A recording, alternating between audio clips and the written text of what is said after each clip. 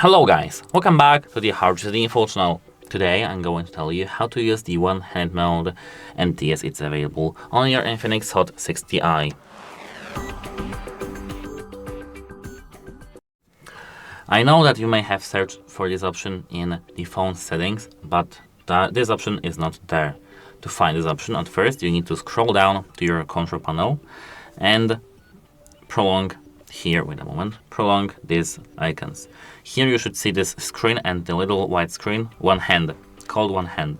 If you don't see this option, this thing here, tap this button near this alligator icon and tap edit shortcut switch.